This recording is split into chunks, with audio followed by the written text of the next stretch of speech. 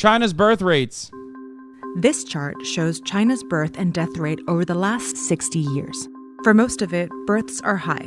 But in 2022, China had more deaths than births, causing its population to decrease for the first time in 6 decades. Good luck, creepy cool. To get why this is such a big deal, consider this. China is the world's manufacturing superpower, and that's in large part because of its huge population. Nearly 30% of the country's economic output comes from manufacturing. Now here's China's population over the last 60 years. Even after losing almost 1 million people in 2022, its population is still about as big as it's ever been, 1.4 billion people. But that's projected to shrink by nearly half by the end of the century. Over the years, China's growth and policies have contributed to its population decline. Today, it's looking to reverse course, to keep its population steady. The problem is, it might be too late. In the 50s, under Mao, China experienced one of the most gruesome famines on record. 30 million people died. If we look at that on the birth and death rates chart, you'll see a big spike in deaths. At the same time, the birth rate dropped, causing the population to shrink. But as often happens with wars, famines, and other major crises, immediately after, there was a baby boom. Combined with global medical advances that decreased infant mortality rates, China's average family now had 6 children. The birth rate had skyrocketed, which the government saw as a big problem. The Chinese leadership realized the population was growing too fast and something needs to be done. The government came out with a policy. They called it later, longer, fewer. Later marriages, longer birth intervals, and fewer births. As a result, China's birth rate started trending down. But it wasn't low enough for China's leaders, and in 1980, they implemented the extreme one-child policy, which limited most families to 1 child. That policy was also backed up by very harsh measures.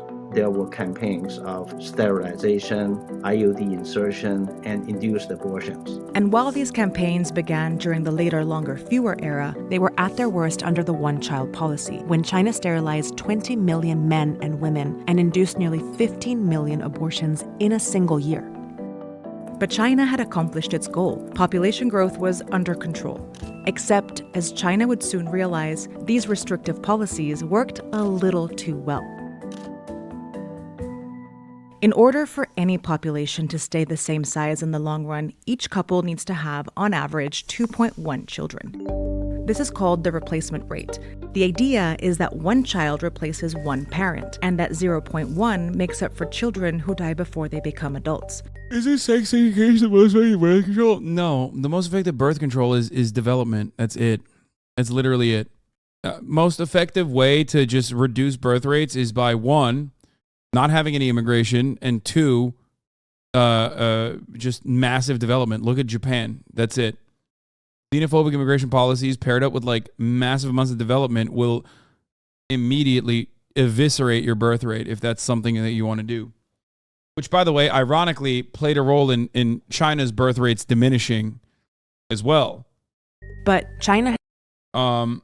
What else? I mean, there's some other shit too, like fucking making it super expensive, child rearing, child development being super expensive, not having a lot of opportunities, not having a lot of free time in your workplace, not having any like economic, not having any like having a gigantic economic burden, making the cost of living expensive. Reddit.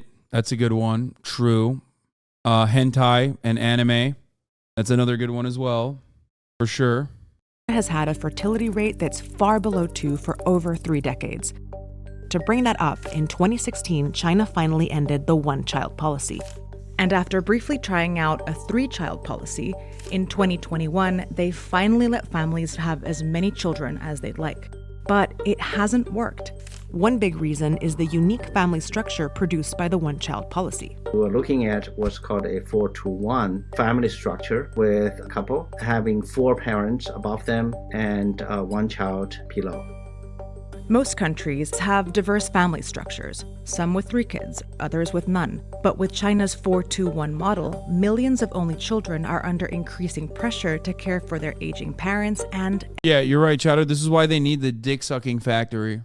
to suck their dicks dry and pump it in to wherever. Jordan Peterson was right about that.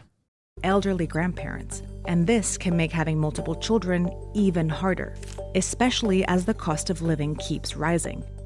A recent survey revealed that more than 50% of South China Morning Post: China's rising living costs, economic uncertainties leave power income groups unwilling or unable to spend. Keeps rising.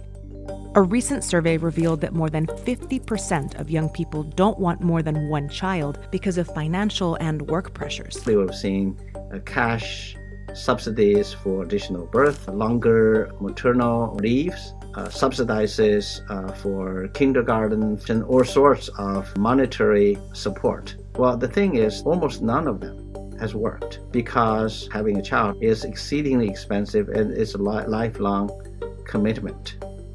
And so it's really actually hard to put a price on this. But China's population crisis isn't just about babies. It's also about the balance between young and old.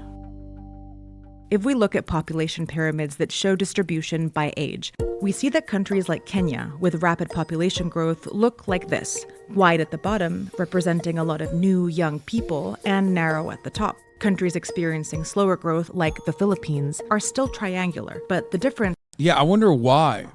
Yeah, because old people fucking die. People don't even make it to old age. That's what it is. Like that's it. That's it. When you're not a developed nation, purposely kept behind by colonial superpowers, you just, and you have a lot of issues with child mortality during pregnancy complications, things like that, as a consequence of like not having adequate medicine, like the United States of America. Kidding. The United States of America is pretty fucking dog shit, but still better in comparison, at least. But that factors into your life expectancy, but that also factors into having more children. Between top and bottom is less pronounced. Now take a look at China and notice the narrow bottom, so fewer babies, and the heavy top, a larger number of elderly people. Which is a happy outcome of our improvement in health and in standard of living, but combined with sustained low fertility, and that just produces sustained population aging. In 2050, that pyramid is projected to look like this. And that will further drive down China's population, shrink its labor force, and put the whole country in a uniquely difficult position. In the 80s, China became a hotspot for foreign investment, cheap manufacturing, and exports. A generation later, it was shooting up the ranks and becoming one of the world's leading and fastest-growing economies by GDP. But not only did that economic modernization drive birth rates down further, it also didn't translate to an equally strong economy for everyone. If we look at the GDP per capita, the best in... It's so funny. It's like, dude, China will collapse anytime now is like always the argument. But also at the same time, it's like China's going to collapse tomorrow is such a funny argument to make about this issue, particularly because like it's one that America has only been able to avoid with obviously immigration. And many other developed nations also have this same issue. Indicator we have for standard of living, China is much lower than these high-income countries. China became a major world economy nearly overnight, but it's still a middle-income country. Many, especially in rural areas, haven't benefited much from China's economic boom. And China has... Okay, that's wild. Dude. There is, oh, come on, dude. That's bananas, brother. That is actually fucked up. That's insane.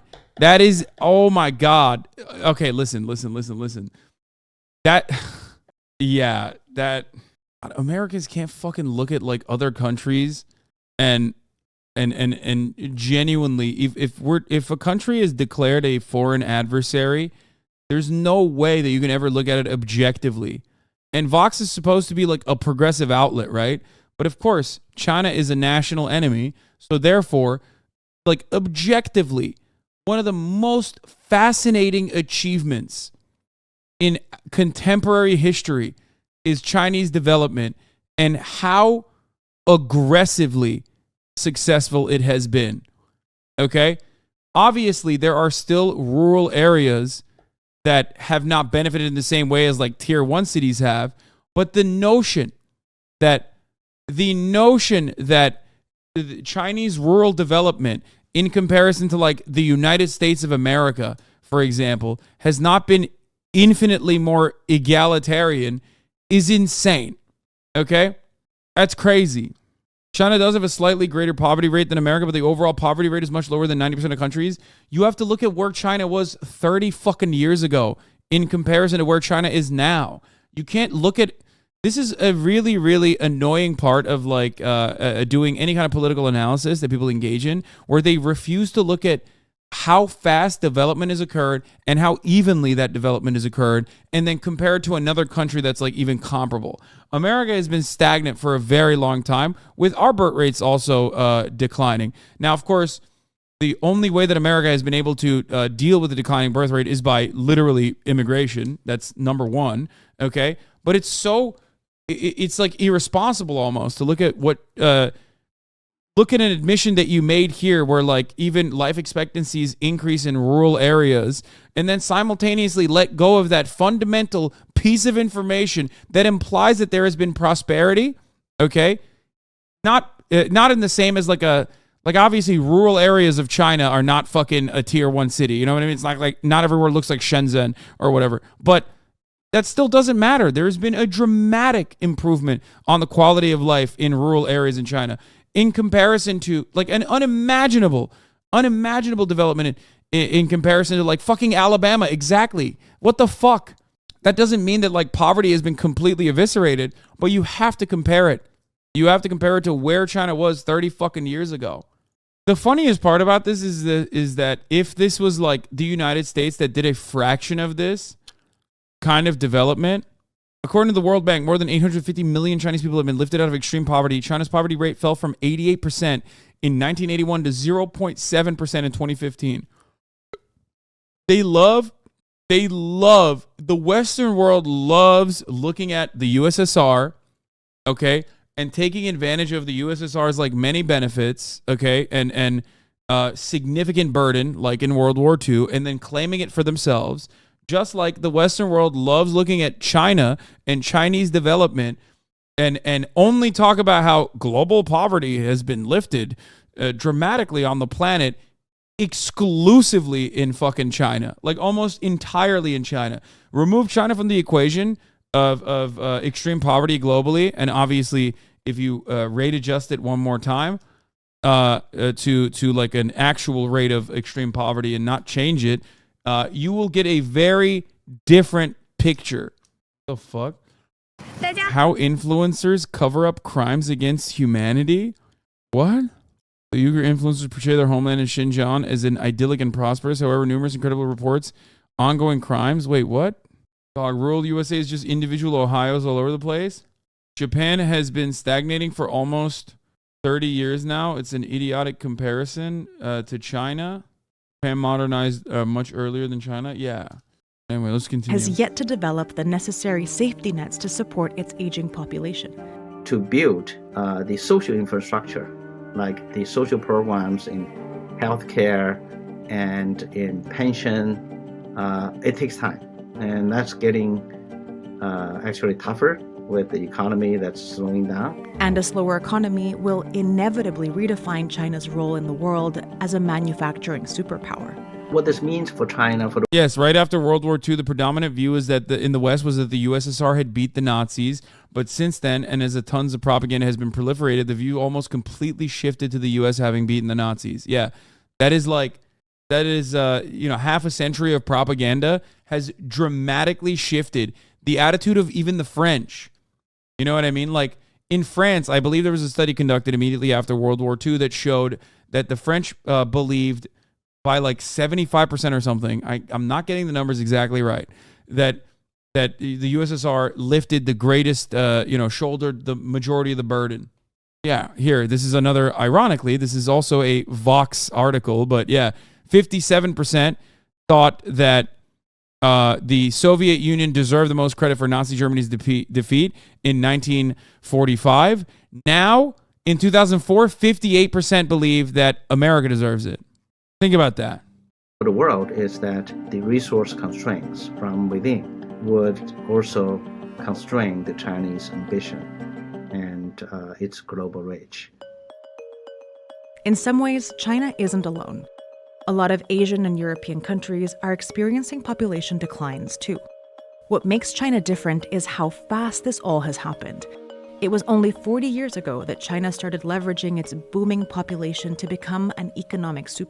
When you mention China, you should also mention the Tiananmen Square massacre, if you dare. What? If you dare? I don't give a shit. Kev Rhino, thank you for the All five. while Get the still trying subs. to stem population growth. He said, if you dare. Now that China's population growth is officially over, China may have to rethink its future, not just as a global superpower, but for its citizens at home, too.